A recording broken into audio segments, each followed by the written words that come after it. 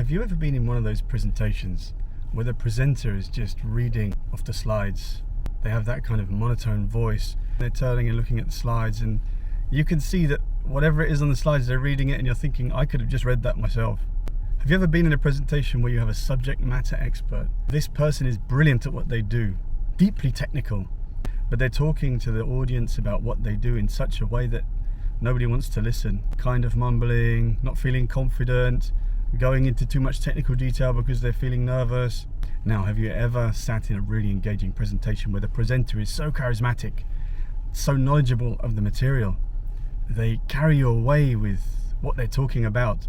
As they say, you remember how it made you feel. It made you feel good. And when you come away from that presentation, you take something away from it. You think, wow, that was great. I enjoyed that. It made sense to me in a way that I could understand it. This is how we want to be in presentations. We always give the example of Steve Jobs. He was an incredible presenter. He knew exactly what he was doing, and he invested a lot of time and resources into the presentations that he did, and I think it shone through. Now, this might sound strange, but I've only just really figured it out. I'm sure many other people are shaking their heads and tutting, but I've only just figured this out. The reason why good presenters are good presenters is because they know how to tell a story. Now, the reason I'm sharing this with you here is because this is coming from my experience.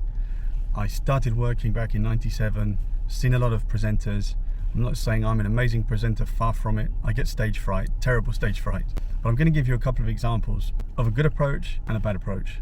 So the bad approach, I'm going to lay it on the table and give it to you from my own experience. I was in a middle management workshop. It was about health and safety, and there are many topics in health and safety. All of them are very important, but some of them can be a little bit dry, and we unfortunately got one of the dry topics, and one of the topics which is a bit technical. I didn't know too much about it. We were asked to make a presentation on it. We didn't get long to prepare, but I thought I should be fine. I can talk, I'm confident, and so on and so forth. But then I just went blank. I went completely blank, and I had nowhere to go. It's like it's a horrible feeling in front of all of those people. And I thought this guy was good at presenting. Well, if he's not good at presenting, I mean, we can't promote him. And you start feeling all these horrible fears inside you, and you get this negative feedback loop, and it just makes it worse. So, and I didn't even have anything to talk about because I didn't know the subject at all. The problem was I didn't have a story in my mind. I had not prepared a story. There wasn't a beginning, a middle, a conclusion. I didn't answer the key question, which is, what problem are you trying to solve? I didn't have that in my mind. I didn't have the story properly laid out. And as a result, I got into trouble and I couldn't dig myself out. I then had to basically ask for help. It was horrible. Now I want to share with you an amazing example of a very good way of presenting. Back when I was in primary school, I must have been about 9 years old. There was a teacher called Mr. Hall. He was a very quiet man, and he was known in the school as the storyteller. Mr. Hall would write stories, and then he would have an assembly, and they'd say, Mr. Hall's presenting in the assembly today. Everyone would be excited because they knew he was going to tell one of his stories. All of the kids in school, the good kids, the naughty kids, the ones that are usually in trouble, everyone was sat there transfixed listening to this story, and we didn't want it to finish. And he was speaking slowly with purpose, and it was incredible, absolutely incredible.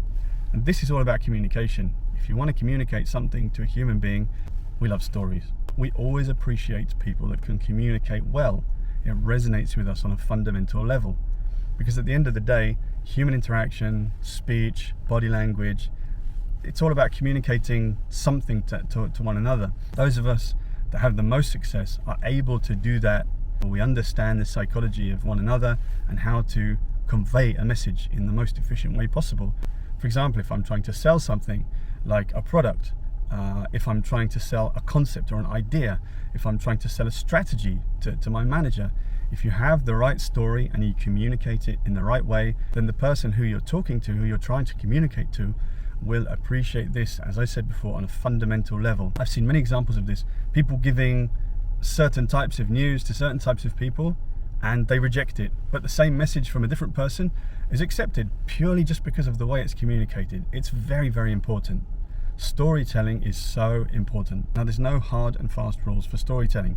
You can come up with a series of points which generally give you a good guidance on how to come up with a story and how to communicate it, but you'll quite often see really good presenters going completely contrary to that kind of advice and doing something totally out of the box and doing an amazing job.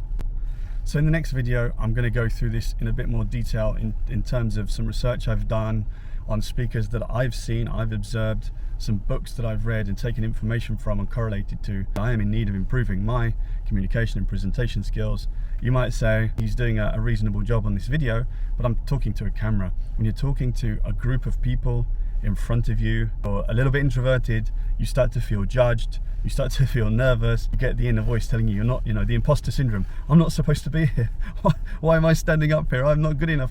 How to overcome those things? Hopefully we can walk through those things together in the next and upcoming videos. It's always a pleasure to talk to you and share my thoughts and ideas, and also to get your feedback.